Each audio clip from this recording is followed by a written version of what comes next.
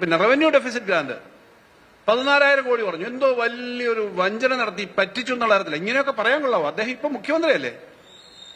Revenue deficit grant എന്ന് പറഞ്ഞാൽ India ഉണ്ടായ കാലം മുതൽ, അല്ലെങ്കിൽ ഇന്ത്യയിൽ ധനകാര്യ കമ്മീഷൻ വെച്ചിരുന്ന കാലം മുതൽ ഈ 16ാം ധനകാര്യ കമ്മീഷൻ വരെ എല്ലാ ധനകാര്യ കമ്മീഷന്റെ റെക്കമെൻഡേഷനിലും റവന്യൂ ഡെഫിസിറ്റ് ഗ്രാന്റ് ഉണ്ടായിരുന്നു.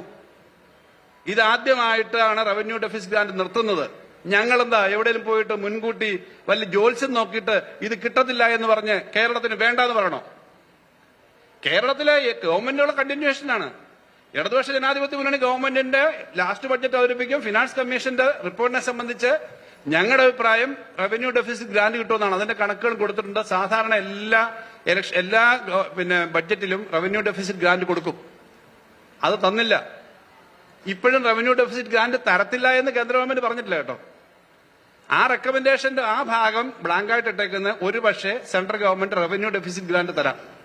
അഥവാ റവന്യൂ ഡെഫിസിറ്റ് ഗ്രാന്റ് തരുന്നില്ലെങ്കിൽ 4-5 ലക്ഷം കോടി രൂപ ഓരോ വർഷവും, അല്ലെങ്കിൽ ആകെ ഒരു പീരീഡില് അത് ഡിസ്ട്രിബ്യൂട്ട് ചെയ്ത് സ്റ്റേറ്റിന് കിട്ടുകയും ചെയ്യും. ആ പണം ഉണ്ടോടെ. പക്ഷെ പ്രശ്നം ഇവിടെ എന്താ? രാഷ്ട്രീയം പറയുമ്പം കേരളത്തിലെ പ്രതിപക്ഷത്തിനെ ആക്രമിക്കാൻ വേണ്ടി മാത്രം പറയാൻ പാടില്ല.